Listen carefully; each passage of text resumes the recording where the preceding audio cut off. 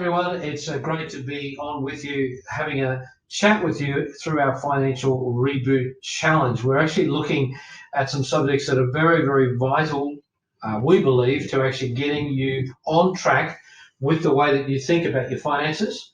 Of course, it's on track for anything that you do in life, but specifically around finances, we need to have a mindset that is such that we actually have it in a good place, in a positive place, to be thinking what we need to be thinking about. Having said that, today we're actually here with Larry, and Larry and I are discussing this.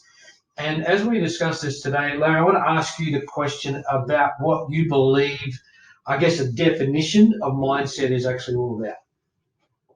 Mindset is really a person's way of thinking. That's the only way you can do it, and that's got to start from the first thing in the morning when you get up. Mm-hmm. Who's the first person you see in the mirror? Normally you. Go there with the right attitude, with a smile on your face, looking forward to the day. Yes. So that's my definition of what thinking really is. For sure. And when you say that, when you look in the mirror, oftentimes people's perceptions in the mirror is such that they can't see beyond, for example, it might be something as simple as that little blemish that's on the cheek or whatever it may be, and people get tied up with some of those kinds of things. And we're talking about, I guess, what your mindset is around your thinking. What are you thinking? Because when you get up in the morning, what you are thinking about really actually determines your day, doesn't it? Oh, absolutely. If you're in a working environment and you're getting yourself prepared for work, well, that's what you're thinking about. But your mindset is actually captured in that. I've got to get myself showered. I've got to go and get myself changed. It's my routine. So that is your mindset for the day. Yeah. But we'll talk about it later. But you have to break that down into different sections of the day. If that's all you think about on that day, and there's no like you're working from at 8 hours a day, but then you've also got to think other sides of your life that have got to be looked at, and that's where your mindset can help you, particularly when we're talking in say areas of finance. Yeah, that's right. And we're talking about that area of finance, and of course, what you're thinking about your finance oftentimes determines your day as well. A lot of people get tied up in what they're thinking about with their finances, and it becomes an emotional connection. Because, it's something we've talked about previously in terms of money and attitude and that sort of thing. The fact is that when we have a certain attitude towards money, if it's a thing that we're riding with, whether we have it or we don't have it, oftentimes it can actually cause us to be emotionally up or emotionally down as a result. So really, when we're talking about what we're thinking about, like if you're getting up in the morning and thinking, how am I going to get past this day? How am I going to pay the bills? How am I going to do this or that? It actually brings you into a very, very negative place in terms of your thinking. Just comment on that in relation to how that sort of clouds us up. Well, one thing it has, I have seen this in others, and I've been told this many times, that some people are even reluctant to answer their phone because it's that debt collector. Yeah. That person that's chasing up from the power company or the phone company or something like that. You haven't paid your bill or your credit card.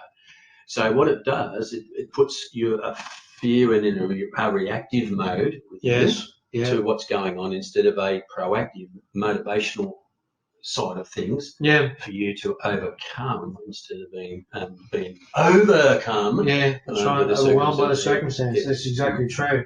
And it really does put you in that kind of very negative and bad kind of place. So when you're thinking about, like let me just ask these questions here. When the day starts, for example, what do you think in terms of your attitude? When the challenge comes, when you've got a challenge, what's the first thing you think about? What's the first way you think about a challenge? Is it, I can overcome this, or is it, oh my gosh, here's another thing, and it just adds to the mountain? When you're with those people that you love, what are you thinking about them? Are you thinking, oh well, they're just them, or are you thinking, I'm so grateful for those people that I have in my life?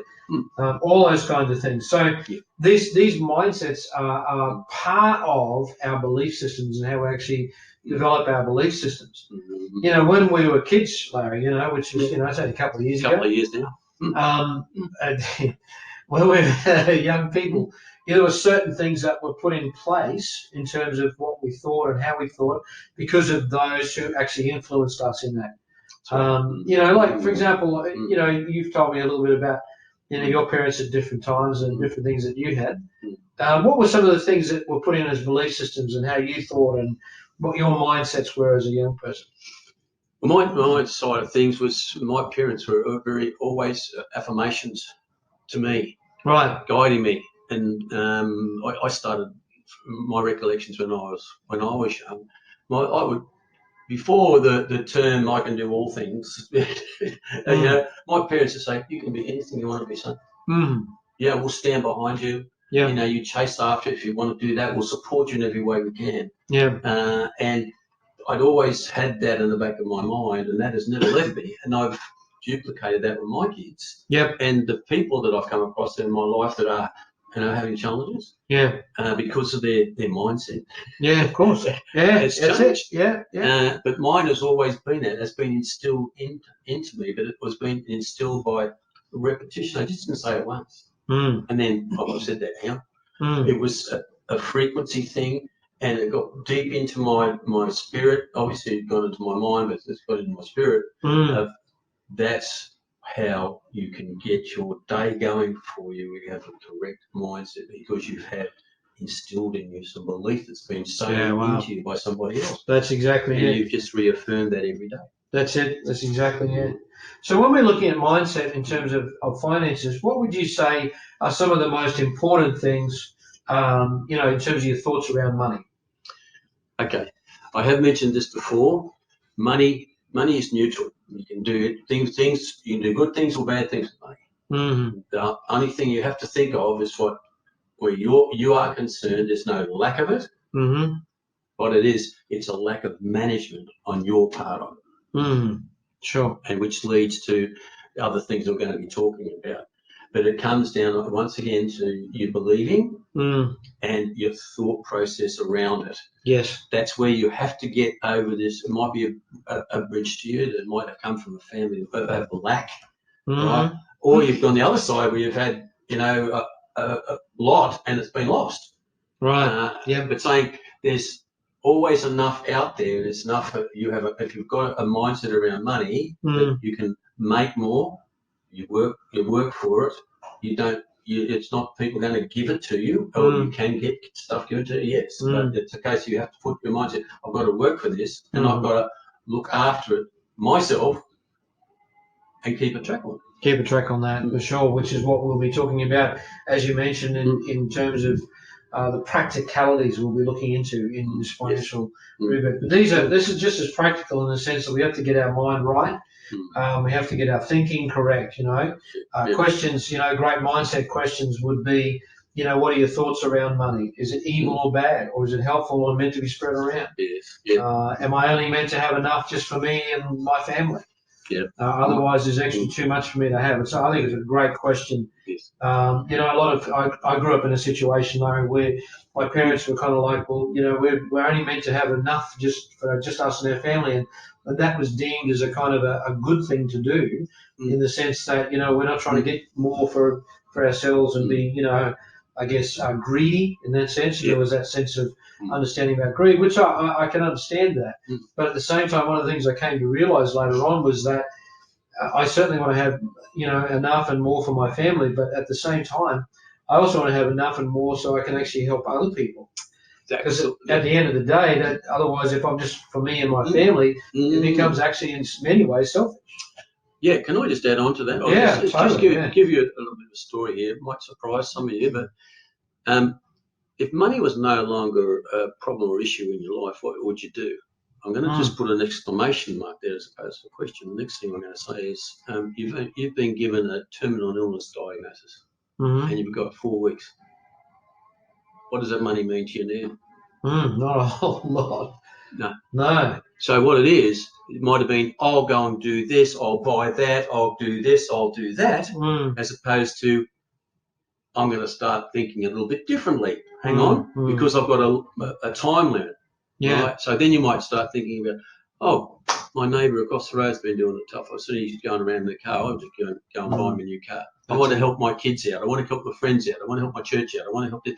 It puts a little different slant on the side of money. Totally. So I use that just for an example. Such a good example to work with. Yeah. You know, and there are lots of other questions that you've got with you on your worksheet there you can have a look at. And we'd love you to actually go through those and answer those questions and then give us feedback on those questions. That'll be part of your part to actually take action on with these questions that are written here. And answer them honestly. Absolutely. Don't be kind of don't give us answers that you think we want to hear. Don't sugarcoat. Exactly. Give us answers that are honest and open to what it is. As we've often said in different reboots that we've done previously, open and honest communication is the key to anything that we're doing. And in terms of your finances and the mindset to your finances, that's something that communication-wise you'll need to do if you're communicating with other people whilst doing this reboot challenge as well. So there's some great things there. These are all great questions to ask. We're going to leave it there for now. We want you to think about all those things, come back to us with some feedback. Any final word there, Larry, before we finish up? Yeah, I'm just saying that it's open and honest communication is so important to us. We're going to be as open as honest as we can in everything that we do for you and to you, and the information that we share. Absolutely, yeah. But we expect nothing else but the same in return, because you can get the most benefit out of this.